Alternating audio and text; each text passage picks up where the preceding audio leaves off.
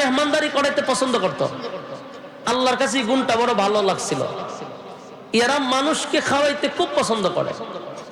তো রাসূল সাল্লাল্লাহু আলাইহি সাল্লামের যুগে তখনও মানুষ খাওয়াইতো তারা, যদিও তারা মূর্তি পূজারী ছিল, কিন্তু মানুষ খাওয়াইতো। এদের মধ্যে জাহান্নামের একজন সিলমারা ছিল, উকবা ইবনে আবু মুঈত। হে সিরিয়ায় ব্যবসা করার জন্য গেছিল। তো ব্যবসার এক পর্যায়ে তার প্রচুর টাকা লাভ হয়েছে। কোরআন আছে, কিয়ামত পর্যন্ত থাকবে, এটার আকর্ষণও থাকবে, কমবে না। সবচেয়ে যে বিষয়টা ভাবার, এটা হলো ১৫০০ বছর হয়ে গেছে, কোরআনের কোনো পরিবর্তন আমরা পাইছি না। ভবিষ্যতে পাইবেন? একটু হানা বলবেন। আসমানি কিতাব কিন্তু আরো আছে, আল্লাহ আরো নাজিল করছিল। তাওরাত আসমানি কিতাব ছিল, ইনজিল আসমানি কিতাব, জবুর আসমানি কিতাব, এগুলো তো আল্লাহ আসমানি কিতাবই ছিল। ওগুলা এখন অরিজিনাল আছে? নাই। সব ইহুদি খ্রিস্টানরা এগুলোর মন গড়া ঢুকাই দিছে। এখন তারা কিতাব দাবি করে, এগুলার মধ্যে সব মন গড়া রচনা। তো এগুলা পরিবর্তন হইলো কেন? কোরআন ১৫০০ বছর পর্যন্ত একটা শব্দ তো দূরের কথা, একটা নক্তারও পরিবর্তন হয় নাই। না হইছে? বক্সের রিভাব দেন, বক্সের রিভাব দেন, রিভাব দেন। কেড়ে যেটি আনছি বললাম না। সম্মানিত শুধু একটা নক্তার পরিবর্তন হয় নাই, শব্দ দূরের কথা। তাহলে অন্যান্য কিতাব আসমানি ছিল, এগুলো পরিবর্তন হইলো কেন, আর এটার পরিবর্তন হয় না কেন? বিষয়টা বোঝার দরকার আছে না নাই? আপনার সাউন্ড এখন ঠিক আছে, আল্লাহ রস্তে আপনি লড়াইয়েন না। আপনি যদি আবার কথা কইতে গেলে কমাইলেন, তাহলে সমস্যা হইব। লড়াইয়েন না, এখন ঠিক আছে। আপনি চাটা খাই আনজান, এখানে থাকলে হাতে মন চাইব লড়াইবার। এখন সুন্দর হয়েছে। সম্মানিত শুধু একটা, আপনারা আবার শুনেন তো? হ্যাঁ ঠিক আছে, এখন ঠিক আছে। একটা নক্তার পরিবর্তন হয় নাই, তাহলে অন্যান্য কিতাব পরিবর্তন হইল কেন? কোরআনের পরিবর্তন হইল না কেন? অন্যান্য কিতাব নাজিল করার পরে আল্লাহ এই কথা বলে নাই যে এটা আমি নাজিল করছি, হেফাজতের দায়িত্ব আমি নিছি, এই কথা বলছে? কিন্তু কোরআন নাজিল করে আল্লাহ বলেন আমি নাজিল করছি, হেফাজতের দায়িত্ব আল্লাহর হাতে নিছি। কোরআন নাজিল করার পরে দায়িত্ব আল্লাহর হাতে। কোরআনে আল্লাহ নিজে বলেন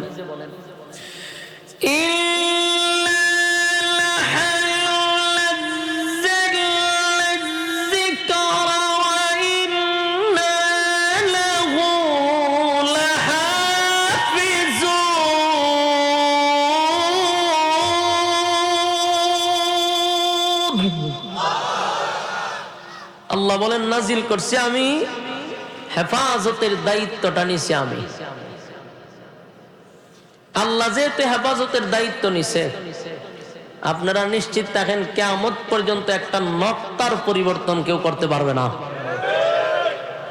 কোরআন যদি পৃথিবীর সব আগুন দিয়ে ফুইরেও ফেলায় দেয়, তো কোরআন শেষ হবে না। কেন জানেন? আল্লাহ কয় কাগজের কোরআন তোমরা পড়তে পারো, কিন্তু আমি জিন্দা কোরআন জমিনে রাখছি। জিন্দা কোরআন চিনেন? আপনারা মাদ্রাসা ঢুকলে জিন্দা কোরআন পাইবেন, কেন অসংখ্য জিন্দা কোরআন আছে। যেই কোরআনগুলি হাঁটা চলা করে, কোরআনগুলি কথা বলে, কোরআনগুলি খানা খায়। সুবহানাল্লাহ। জিন্দা কোরআন আল্লাহ জমিনে রাখছে। তো পৃথিবীর সমস্ত কাগজের কোরআন ফুড়ে ফেলে যদি সমস্ত কোরআন ফুইরেও লায় যে কোরআন উঠাই দিব, সম্ভব না। কারণ আল্লাহ মানুষের সিনার ভিতরে 30 পারা কোরআন ঢুকায় রাখছে। এটি ফুরবেন কেমনে? এই জন্যই হেফাজতের দায়িত্ব কে নিছে? এই কোরআন যে আপনি পড়তেছেন, শুনতেছেন, তাও একটা আশ্চর্য বিষয়। পৃথিবীতে যত গ্রন্থ আছে, আপনারা যারা বই পুস্তক পড়েন, বইয়ের একেবারে শেষ পৃষ্ঠায়, বইয়ের একেবারে শেষ পৃষ্ঠায় দেখবেন রাইটারের কিছু কথা। আরে মাবুদ,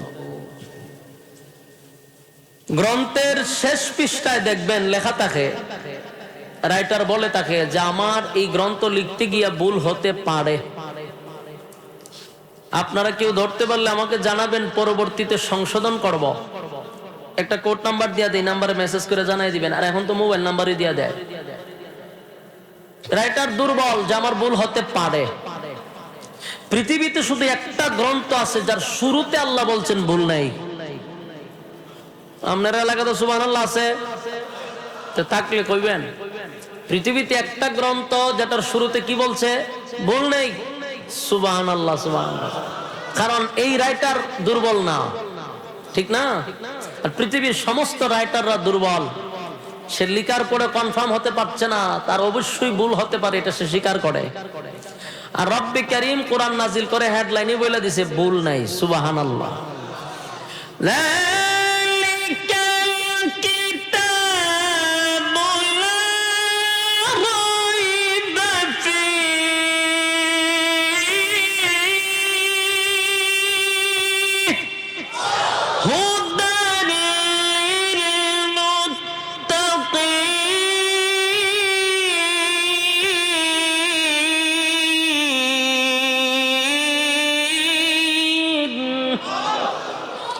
আল্লাহ বলেন এই গ্রন্থ তোমরা নিঃসন্দেহে পড়তে পারো, এটার মধ্যে কোনো ভুল নাই। সুবহানাল্লাহ। আপনারা সেই কোরআন থেকে কথা শোনার জন্য আসছেন, ওলামায়ে কেরামের জবানতে কথা শোনার জন্য। ওলামায়ে কেরাম যা বলে, কোনো ধরনের সন্দেহ আছে আপনারা? কথা বলে কোথার থেকে? কোরআন থেকে। সুতরাং এখানে কোনো ভুল নাই। আল্লাহ আমাদেরকে ধৈর্যের সাথে বোঝার তৌফিক দান করুক, আমিন। আলোচনার শুরুতেই বলছি, আপনারা বোলার মানুষ, আর আমার বাড়ি জানেনি কোন সিলেট, হবিগঞ্জ। তো আপনারা আমরা কিন্তু অনেক দূরত্ব, ভাষাগত দিক দিয়ে অনেক দূরত্ব। সুতরাং আমিও বোলাতে আমার আজকে লইয়া 2 বার আসছি। তো আপনাদের সাথে আমার পরিচিত কম। আমার সাথে একটু হ্যাঁ না ঠিক বেঠিক বলবেন, পারবেন? আপনারা যদি একটু আওয়াজ দেন তাহলে আমার কথা বলতে উৎসাহ হবে, আগ্রহ তৈরি হবে। পারবেন না ইনশাআল্লাহ? একটু মেহেরবানি করে আওয়াজ টাওয়াজ দিয়েন। আমি আপনাদের সামনে মহাগ্রন্থ আল কোরআন থেকে 2টা আয়াত কারিমা তেলাওয়াত করছি। আয়াতগুলিকে সামনে রেখে কিছু কথা বলতে চাই, এবং এই আয়াতগুলি আল্লাহ কেন নাজিল করলেন, কোন কারণে নাজিল করলেন, এই বিষয়টা আমরা একটু বোঝার চেষ্টা করি। কোরআন নাজিল হয়েছে কোন সময় আল্লাহ কোন ঘটনারে কেন্দ্র করে নাজিল করছে, কোন সময় রব্বে কারীম কোন প্রশ্নের উত্তরে নাজিল করছে, কোন সময় কোন সমস্যার সমাধান দেওয়ার জন্য নাজিল করছে। আমার তেলাওয়াতকৃত আয়াতটি নাজিল হয়েছে একটা সমস্যার সমাধান দেওয়ার জন্য, রাসূলকে সান্ত্বনা দেওয়ার জন্য। আয়াতগুলি মক্কাতুল মুকাররমায় নাজিল হয়। রাসূল সাল্লাল্লাহু আলাইহি ওয়াসাল্লাম ওনার প্রায় 63 বছরের জিন্দেগিতে ওনার 3টা অধ্যায় আছে। এর প্রথম অধ্যায়, দ্বিতীয় অধ্যায়, তৃতীয় অধ্যায়। প্রথম অধ্যায়ে চলে গেছে রাসূলের প্রায় 40 বছর। এর পরের অধ্যায়ে গেছে 13 বছর। এর পরের অধ্যায়ে গেল 10 বছর। 40 বছর ক্বাবলা নবুয়ত, রাসূলের নবুয়তের আগ পর্যন্ত, কোরআন নাজিল হওয়ার আগ পর্যন্ত এই 40 বছর চলে গেল। 40 বছর রাসূল মক্কাতে অবস্থান করছেন। রাসূলের একটা শত্রুও ছিল না, কোনো বিরোধিতা ছিল না, সমালোচনা ছিল না। 40 বছর পূর্ণ হওয়ার পরে রাসূলের বিরোধিতার অভাব নাই, সমালোচনার অভাব নাই। নবুয়তের পর হইল 23 বছর, আর মক্কাতে ছিলেন 13 বছর। হিজরতের পরে 10 বছর, আর টোটাল 53 বছর ছিলেন মক্কাতে। তো মক্কার নবুয়তের পর হইল 13 বছর, আর নবুয়তের আগে 40 বছর রাসূল সাল্লাল্লাহু আলাইহি ওয়াসাল্লাম মক্কাতে ছিলেন, একটা শত্রু ছিল না। 40 বছর পূর্ণ হওয়ার পরে রাসূলের শত্রুর অভাব ছিল না। এই সমস্যাটা কেন হইল? আগে শত্রু ছিল না, এখন শত্রু অভাবও নাই। 40 বছর রাসূল জীবন যাপন করছে, নীরব জীবন, আদেশও নাই, নিষেধও নাই। যেখানে আদেশ নাই, যেখানে নিষেধ নাই, এখানে শত্রুও নাই। আপনি যখন আদেশ করবেন, নিষেধ করবেন, তখন আপনার শত্রুর অভাব থাকবে না। এটা হলো সমাজের সবচেয়ে বড় বাস্তবতা। খারাপ কাজে বাধা দিবেন, অসৎ কাজে নিষেধ করবেন, তো আপনার শত্রু বেড়ে যাবে। আর যদি আপনি চুপ থাকেন, ভালো তো নাই মন্দ তো নাই, আপনার শত্রু নাই। এটা হলো বুবা। বুবার কোন শত্রু আছে? 40 বছর রাসূল ছিল নীরব জীবন, আর 40 বছর পূর্ণ হওয়ার পরে আদেশও ছিল, নিষেধও ছিল, তাই রাসূলের শত্রুও ছিল। এখন আদেশ কি আর নিষেধ কি? 40 বছর পূর্ণ হওয়ার পরে আল্লাহর পক্ষ থেকেই মেসেজ আসছে যে আপনি এখন আর চুপ থাকলে চলবে না, মানুষের সামনে আপনি তুলে ধরুন লা ইলাহা ইল্লাল্লাহ, নেই কোনো মাবুদ আল্লাহ ছাড়া। এরপরে বলেন মুহাম্মাদুর রাসূলুল্লাহ সাল্লাল্লাহু আলাইহি সাল্লাম, আপনি আল্লাহর বান্দা এবং রাসূল। এতদিন ছিলেন শুধু আব্দুল্লাহর পুত্র মুহাম্মদ, আর এখন থেকে শুধু মুহাম্মদ না, আপনি হলেন মুহাম্মাদুর রাসূলুল্লাহ। কথা বুঝতেছেন? একটু আওয়াজটা দিয়ে, আজকে আমার কথা বলার মন মানসিকতা নষ্ট হয়ে গেছে আপনার এই আওয়াজ দিকা। মাইকেরও আওয়াজ নাই, আমার মন মতো আওয়াজটা পাইলাম না। যেমন আছে আমি এমন কথা বলবো, কিন্তু আপনারা একটু কথা বললেন। সম্মানিত সুধী, রাসূল সাল্লাল্লাহু আলাইহি ওয়াসাল্লাম আল্লাহর পক্ষ থেকে এই মেসেজ পাওয়ার পরে রাসূল কিন্তু বসে রইল না। মানুষকে রাসূল ডাক দিয়াই না, দাওয়াত খাওয়ানোর উদ্দেশ্যে মানুষকে একত্রিত করছে। ওইরা রাসূল আল্লাহর পক্ষ থেকে এই মেসেজটা মানুষের কান পর্যন্ত পৌঁছায় দেওয়ার চেষ্টা করছিল। প্রথম আবু লাহাব এই জিনিসটা বুঝতে পেরে যে মুহাম্মদের উদ্দেশ্য খাওয়ানো না, নিশ্চয়ই অন্য কোনো উদ্দেশ্য আছে। আবু লাহাব এখানে একটা ফেস লাগাই দিল, গালাগালি করতে লাগলো, পুরা মজমাটাই নষ্ট করে দিছে। তখন পারল না। পরবর্তীতে রাসূল আবার তাদেরকে একত্রিত করছে একটা পাহাড়ের উঁচু টিলায় দাঁড়াইয়া। আগে উঁচু পাহাড়ে দাঁড়াইয়া এইভাবে লাল কাপড় দেখাইলে মানুষ বিপদ মনে করে দৌড়ায় এক জায়গায় হইতো। রাসূল কানে সবাইকে একত্রিত কইরা আল্লাহর পক্ষ থেকে পাওয়া মেসেজ তাদের কান পর্যন্ত পৌঁছায়া দেওয়া। রাসূল তাদেরকে প্রথম বলছেন, আপনারা আমার রক্তের বংশের, আমাকে আপনারা আল আমিন বলে উপাধি দিছেন, জীবনে মিথ্যা বলি নাই, আপনারা নিজের মুখে স্বীকার করছেন। তা আমি কোনো সময় মিথ্যা বলি নাই, এখনো যা বলবো মিথ্যা না। আমি যদি আপনাদেরকে এখন বলি আমার পিছনে একদল বাহিনী আছে, অস্ত্র নিয়ে আপনাদের উপরে হামলা করবে, এই কথাটা কি আপনারা বিশ্বাস হবে? সকলেই এক বাক্যে বললো অবশ্যই বিশ্বাস হবে। রাসূল জিজ্ঞাসা করলো, কেন বিশ্বাস হবে? আমরার জিন্দেগিতে আপনার জবান থেকে মিথ্যা কথা বলতে শুনি নাই। সুবহানাল্লাহ। তো রাসূল বলেন, আজকেও যা বলবো মিথ্যা না। তোমরা যেই সমস্ত জিনিসের গোলামি করতেছ, যেগুলাকে আল্লাহ মনে করতেছ, প্রভু মনে করতেছ, এগুলা তোমাদের খোদা হতে পারে না। তোমরা সৃষ্টির গোলামি করতেছ, স্রষ্টার গোলামি করতে হবে। আর আমাদের মালিক কয়জন? তো আল্লাহর রাসূল বলেন, লা ইলাহা ইল্লাল্লাহ, নেই কোনো মাবুদ আল্লাহ ছাড়া। তোমরা যেই সমস্ত গোলামি করতেছ, এটা 360টা নিজের হাতে বানাইছো খোদা। বানাই আবার পিছন দিয়া লাডিও ঢুকাইছে, ঢুকাই এটি নিয়ে বন্দি করে তুইছে। এইগুলার সকাল বিকাল এরা গোলামি করে।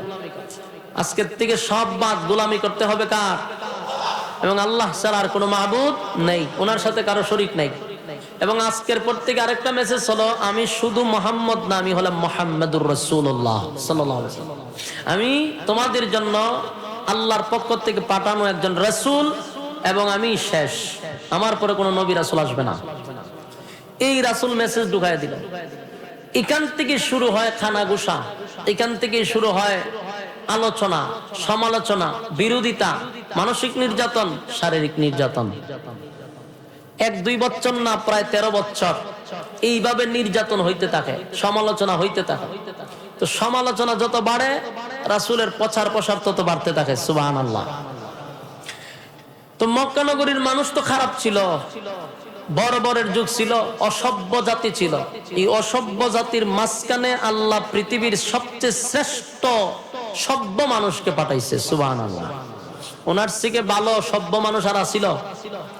আল্লাহ বলেন, এমন একজন মানুষ পাঠাইছি যার চরিত্রের সার্টিফিকেট কোরআনে দিছি। সুবহানাল্লাহ।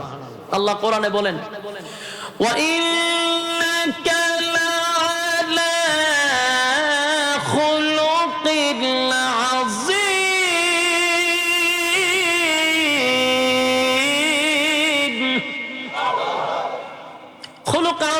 দান করছি, যার চরিত্রের সাথে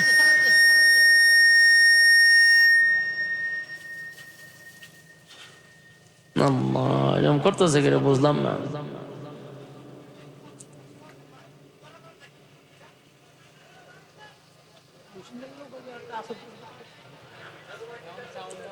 আমার সময় আপনি এই কামটা করতেছেন বুঝলাম না।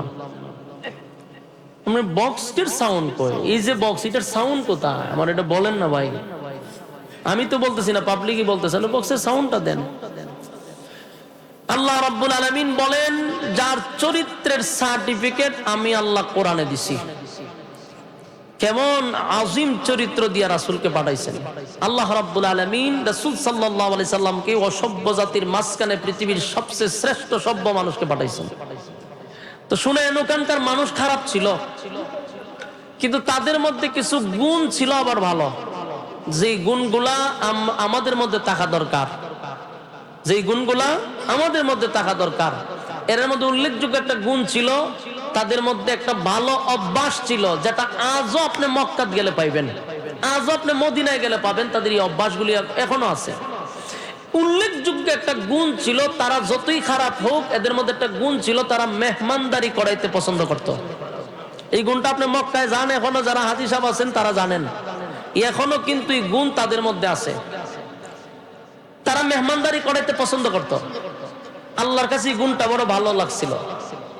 এরা মানুষকে খাওয়াইতে খুব পছন্দ করে। তো রাসূল সাল্লাল্লাহু আলাইহি সাল্লামের যুগে তখনও মানুষ খাওয়াইতো তারা, যদিও তারা মূর্তি পূজারী ছিল, কিন্তু মানুষ খাওয়াইতো। এদের মধ্যে জাহান্নামের একজন সিলমারা ছিল, উকবা ইবনে আবু মুঈত। হে সিরিয়ায় ব্যবসা করার জন্য গেছিল। তো ব্যবসার এক পর্যায়ে তার প্রচুর টাকা লাভ হয়েছে। লাভের টাকা নিয়ে আসে আর চিন্তা করে, আমি মক্কায় গিয়া মানুষদেরকে খাওয়াবো। বলুন তো দেখি, উদ্দেশ্যটা খারাপ না ভালো? ভালো, ভালো একটা পরামর্শ। আর আমাদের সমাজে বেশি টাকা লাভ হইলে লাভের টাকা আবার লাভে লাগায়, কিন্তু সে বেঈমান হয়েও চিন্তা ভাবনা করলো, আমি লাভের টাকা দিয়া মক্কাতে গিয়া মানুষ খাওয়াবো। তাই মক্কায় আইছে। খানা যে খাওয়াইবেন চিন্তা করতেছে, সবাইরে খাওয়াই তো লাভ নাই, খাওয়াইবই যেহেতু সবচেয়ে ভালো মানুষটারে খাওয়াবো। তো ভালো মানুষকে চোখ বন্ধ করে দেয়, আল্লাহর রাসূলের চেয়ে ভালো মানুষ আর কেউ নাই। সুবহানাল্লাহ। অথচ এখানে কিন্তু বিরোধিতা তখন চলতেছে রাসূলের ব্যাপারে, চতুর্দিক দিয়ে বিরোধিতা চলতেছে, কিন্তু এরপরও হেও কিন্তু রাসূলের বিরোধিতা করে। তারপরেও তার মাইন্ডে আসছে রাসূলের চেয়ে ভালো মানুষ কেউ নাই। সে গেছে রাসূলের কাছে গিয়া বলতেছে যে, আমি আসছিলাম একটা বিষয় নিয়ে আপনার কাছে, আমার বাড়িতে একটু মানুষ খাওয়াবো, তো আপনি যদি আমার বাড়িতে দাওয়াতটা রাখতেন তাহলে আমি আপনাকে ওখানে রাইখে আপনারা খাওয়াইতাম। অভাব অনটনের সময় সবার পেটে কিদা, সাথী সঙ্গীদের পেটেও কিদা।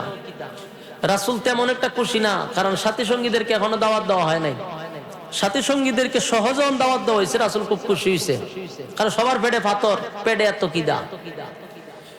রাসূল বলেন, তোমার দাওয়াত আমি রাখলাম। সাথী সঙ্গী নিয়ে তার বাড়িতে গেছে, গিয়া দেখে অনেক মানুষ আরো আসছে। রাসূলকে দস্তরখানা বিছাই দিছে, খানা খাবে। ঠিক এই মুহূর্তে আল্লাহ রাসূলের মাথায় একটা কথা স্মরণ করায় দিল, যে আপনি যে খানা খাইতে আসছেন, এত মূর্তি পূজারী, আর আপনি হইলেন পয়গম্বর।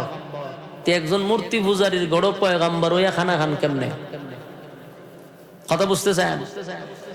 এটা রাসূলের মাথায় ছিল না, আল্লাহ সরাইয়া দিছে। আবার রাসূলকে স্মরণ করাইয়া দেওয়ার উদ্দেশ্য ছিল উম্মতকে শিক্ষা দেওয়া।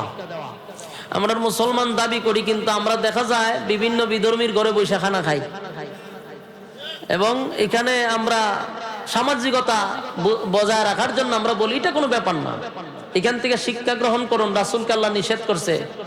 একজন বেঈমানের ঘরে বসে খানা খাওয়া মুসলমানের ঠিক না।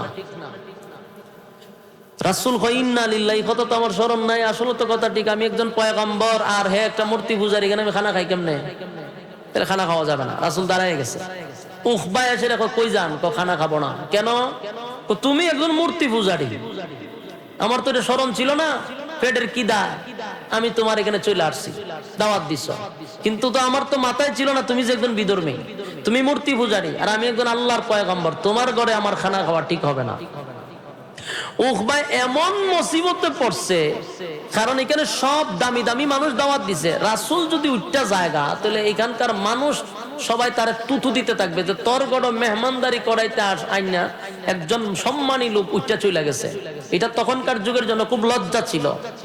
তাই উকবা রাসূলের পায়ে ধরে পয়রা চিল্লি শুরু করছে যে আপনি যদি খানা না খান তে আমার ইজ্জত সম্মান যা আছে সব যাইব, আপনার খানা খাইতে হইব। রাসূল কয় আমি এখন খানা খাইতে গেলে আমার আল্লাহর নিষেধ, কখনো সম্ভব না। উকবাই দেখলো রাসূল যদি খানা না খাইতে রাস্তাঘাটে হাঁটতে পারবে না, নেতাগিরি করতে পারবে না, মানুষ তুতু দিবে, করছে মুসিবত। পরে কয় আপনি যা বলবেন তা মানতে রাজি, কিন্তু খানা খাইতে হইবে। রাসূল বললেন আমি এক শর্তে খানা খাইতে পারি, এটা হলো তুমি যদি কালেমা পড়ো তাহলে ইমানদারের ঘরে খানা খাইতে পারি। ভালো পরামর্শ না? উকবা এখন এমন মুসিবতে পড়ছে, কালেমা পড়লেও বিপদ, কালেমা না পড়লেও বিপদ। কালেমা পড়লে তার আবার বন্ধু আছে, বড় বড় নেতা আছে, এটা সব তার বন্ধু। আবু জাহেল, আবু লাহাব, উমাইয়া, এরপরে আরো কয়েকটা আছে, জাহান্নামের যেটা আল্লাহ সিল মেরে রাখছে, তা সবলের বন্ধু। বন্ধুরা যদি শুনে তো এর নেতাগিরি শেষ। আবার এখন কালেমা না পড়লেও এই মজলিসে তার ইজ্জত শেষ। কোন দিকে যাবে? কোন দিকে রাস্তা না পাই এখন ঠিক আছে আমি কালেমা পড়লাম, সুবহানাল্লাহ, ভালো কাজ না? কালেমা পড়ছে। কালেমা পড়ার কারণে রাসূল যে কি খুশি হইছে, তার কারণ হইল সাধারণ মানুষ মুসলমান হইছে না তো, নেতায় কালেমা পড়ছে, নেতায় কালেমা পড়ছে, রাসূল খুব খুশি।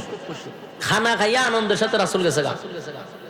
কিন্তু এই যে কালেমা পড়ছে এই খবরটা এর কিছু বাহিনী এর বন্ধুদের কানে পৌঁছায় দিছে। বন্ধুরা সিটটার আগে তার বাড়ি ঘেরাও করছে। ঘেরাও করে উকবা ঘর থেকে বাহির হ, তুই বলে কালেমা পড়ছস? বলে হ পড়ছি। তো তোর এত বড় সাহস কালেমা পড়ছস কেমনে?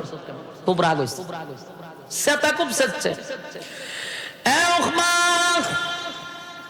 একই সাথে চলাফেরা করি, একই সাথে ওঠা বসা করি, ব্যবসা বাণিজ্য আমাদের একসাথে, যা কিছু করি তোরে লইয়া করি, তোরে ছাড়া কোনো কাজ কর্ম আমরা করি না। কিন্তু আশ্চর্য হলাম কালেমাটা পড়লি একবারও তো আমাদেরকে জানাইবার মানসিকতা রাখলি না। তুই না ব্যবসা করস আমাদের সাথে? বলে হ্যাঁ। চাকরি করস আমাদের সাথে, খেলাধুলা করস আমাদের সাথে, আমরা সব কাজে তোরে রাখি, কিন্তু কালেমা পড়লি আমাদেরকে জানাইলি না। দোস্তরে একসাথে বোতল খাই, বোতল যদি অর্ডার দিস 4-5টা বোতলের মধ্যে তোর নামে একটা বোতল থাকে, বোতল বুঝছেন নি? বোতল খাই তোরে লইয়া। দোস্ত ক্লাবে গিয়া যদি নাচানাচি করতে যায় তোরে লইয়া নাচানাচি করি, তুই ক্লাবের সাথে নাচানাচি করি, রাতের রানীদের সাথে দেখা করতে যাই তোরে লইয়া, এরা কেসিনোতে টাকা লাগাইলে তোরে লইয়া লাগাই, আখাম কোখামের পিএইচডি করলে তোরে লইয়া করি, তারপরে দুর্নীতি, সাদাবাজি, টেন্ডারবাজি যা আছে সব তোরে লইয়া করি। যত দুর্নীতির টাকা আছে সব একটা খামের ভিতরে বইরা বাদ কইরা তোর টেবিলের তলে পৌঁছাইয়া দে। বল দোস্ত কোন কাজে তোরে বাদ রাখলাম? সব কাজে তোরে জড়িত রাখলাম। আমাদের অবৈধ টাকা তোর কাছে যায় গোপনে খামের ভিতরে, নাচানাচি তোরে রাখি, বোতল খাবার তোরে রাখি, সব জায়গায় তো বন্ধু তোরে রাখছি। কিন্তু বন্ধু হইয়া আব্দুল্লাহর পুত্র মুহাম্মদ আমাদের শত্রু, তার সঙ্গে হাত মিলাইলি। তুই না নেতা হইতে চাস? আজকের পর থেকে আমরা তোরে ঘোষণা দিলাম, বন্ধু মহলের মধ্যে যে কষ্ট তুই দিছস, আজকের পর থেকে তোর সাথে কোনো সম্পর্ক নাই, তোর সাথে আমাদের কোনো পরামর্শ নাই, বোতল খাওয়া নাই, কেসিনো যাওয়া নাই, দুর্নীতিত নাই, টেন্ডারবাজিত নাই, কোনো কাজেই তোরে রাখবো না। বন্ধু মহল থেকে তোরে আমরা বয়কট করে দিলাম।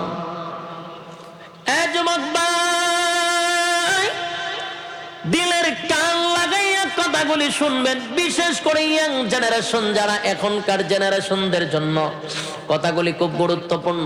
কারণ আজকের সমাজ ধ্বংস হয় একমাত্র বন্ধুর কারণে। যা নষ্ট হইতেছে সব বন্ধু, যেখানে যাইবেন সেখানে বন্ধু জড়িত। এই জন্য আমি আপনাদের কাছে নসিহত করব, যারে তারে বন্ধু বানানো যাবে না। যখন যারে মনে চায় বন্ধু বানাইবেন না। আপনার জীবন ধ্বংস হওয়ার জন্য, কেরিয়ার ধ্বংস হওয়ার জন্য, লাইফ ধ্বংস হওয়ার জন্য বন্ধু যথেষ্ট। যুবক ভাই একটু আওয়াজ দিবেন। আপনাদের জীবন নষ্ট হওয়ার একটা একটা পথ হলো বন্ধু, কারণ বন্ধু এমন এক জিনিস বউয়ের কাছে যেটা কয় না এটা বন্ধুর কাছে কয়।